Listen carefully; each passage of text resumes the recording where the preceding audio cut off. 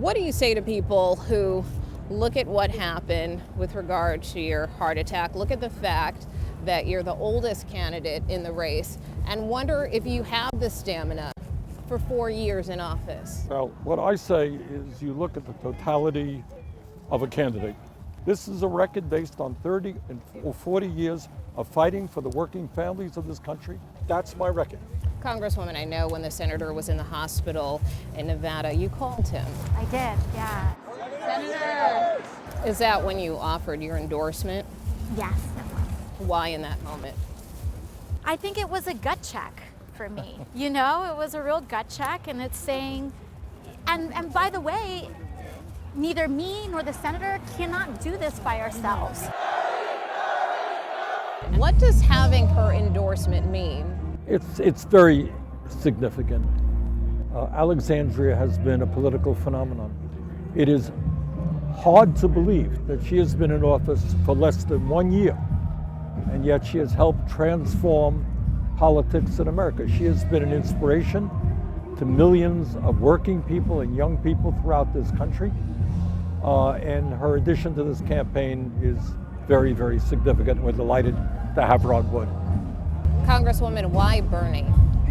What Bernie represents is a complete change in politics in America, one that focuses on the betterment of life for working people first and foremost, one that values education, housing, healthcare as rights, one that says America is not going to dedicate itself to endless wars, but to the establishment of peace and prosperity worldwide, and that not only that's what we want to achieve, but we're going to achieve it by having a revolution of working people at the ballot box.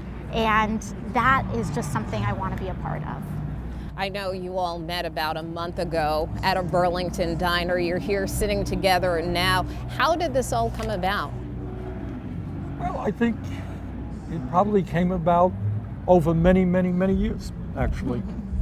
You know, Alexandria looked at the world as it is, and she believes that millions of people got to stand up and fight for justice. I'm just a little bit older than she is, and I've been looking at that world for many, many decades. And I think what we agree on is that healthcare is a human right, that we will not tolerate the level of income and wealth inequality which exists in this country, where half of our people live in paycheck to paycheck, while 3 people own more wealth than the bottom half of America. So these are the ideas that she embedded into herself, and I did. And it's just the coming together of 2 people who look at the world in a very similar way. Congresswoman, why endorse now? It's still very early in the race. It is very early, and I think what's important too is, you know, for me, there's some folks that try to make these decisions by making political calculations and looking at political strategy, but I think for me, once I've decided what I want to do, I think it's just the most authentic decision to let people know how I feel and where I am. And as the senator mentioned, last February, I was waitressing in a restaurant in downtown Manhattan, and I didn't have health insurance, and I wasn't being paid a living wage, and I was facing sexual harassment at work.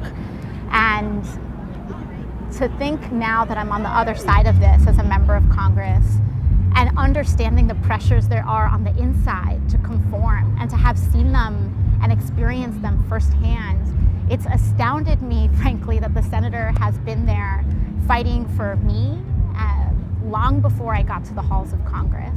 You made history with your election, and you both are part of the most diverse Congress in history. This is also the most diverse Democratic presidential field ever.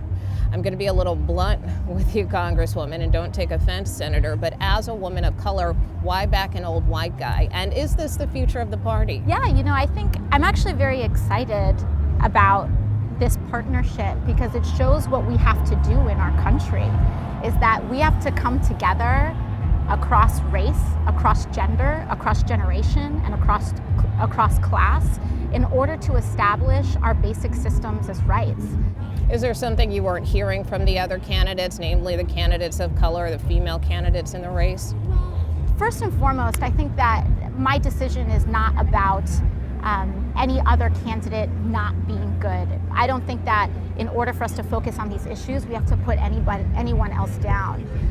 That said, the senator, how he's going about this is very important, is that he is going into places, he goes into deep red states, he goes into forgotten communities. When he campaigned in 2016, he was one of the first presidential candidates since Bobby Kennedy during his campaign to come to the South Bronx.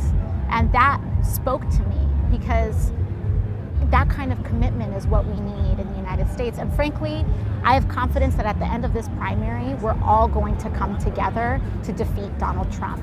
And not just to defeat Donald Trump, but to defeat the systems of which he is a symptom. The corruption of our politics, the profound racism and classism that he takes advantage of in order to succeed. Did you meet with other candidates before making your decision? I did, yes. Senator Warren? Yes.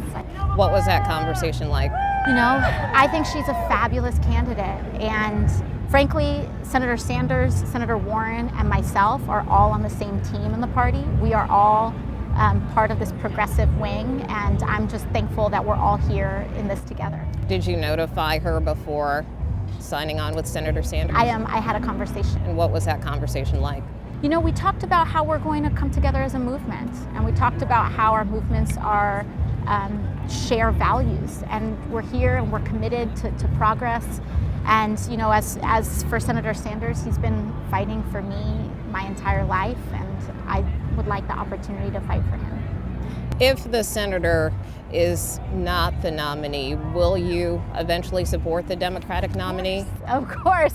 So if Senator Warren is the nominee, you'll back Well, I don't think there's any doubt that every candidate running for president will support the eventual winner. Absolutely. Obviously, I hope it's me. If it's not me, we're going to rally together around whoever it may be, because we understand that Donald Trump is the most dangerous president perhaps in the history of this country, and he must be defeated.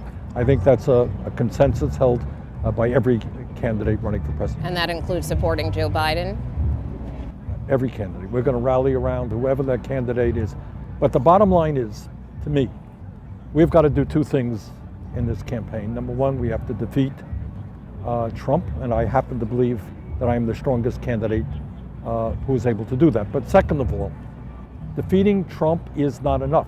We have got to transform our economy. We've got to transform our government and make sure that we have a nation now that is working for all people and not just the 1%. And one of the reasons I'm so excited that Alexandria is on board is that she has the capability, and has already done it, reached out to people who are marginalized, people who don't get involved in the political process.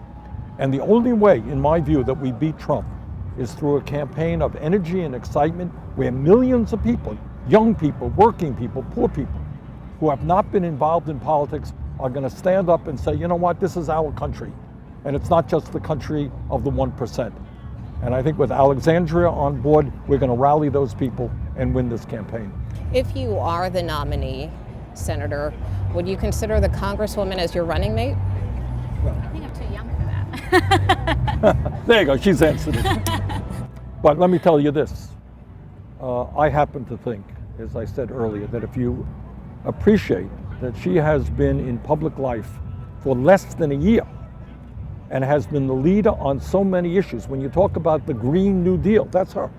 Tackling the existential threat of climate change, coming up with a program, rallying people all over this country. First year in Congress, that is quite impressive. If the senator is elected, would you work in a Sanders administration, a Sanders White House? You know, I always wake up every morning. Yes, you would.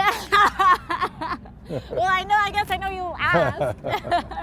I think for me, I just wake up every morning and I say, how can I do the most good? And so, you know, that decision should, you know, we get to it, should the senator ask, is something I would consider, but we always have to look at the next immediate step. And right now, our next immediate step is to expand this electorate, to turn out the vote, to defeat Donald Trump, and to make sure that we establish an America that treats housing, education, healthcare, and our climate future as rights. What role will you play in this campaign? Will we see you out at the rallies, out on the stump? Yeah, I hope so. And And the role that I hope to play is to really talk to people who aren't voting. In my own campaign last year, we expanded the electorate 68% over the last off-year midterm primary. And my passion is just talking to people who don't vote. My passion is discussing and engaging people in very real ways, because there's a misperception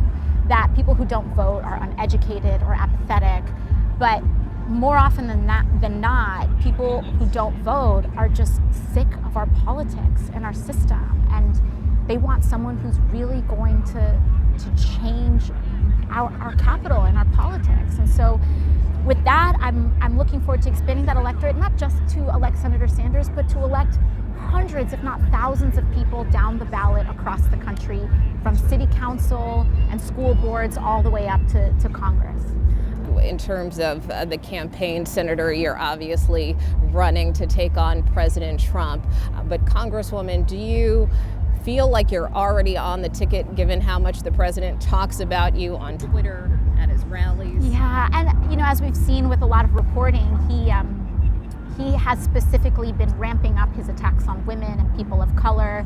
Even many of us who aren't in the presidential field, he's actually been increasing his attacks on those folks, because his primary focus is to divide and, frankly, to ratchet up fear amongst white Americans, amongst older Americans, into division.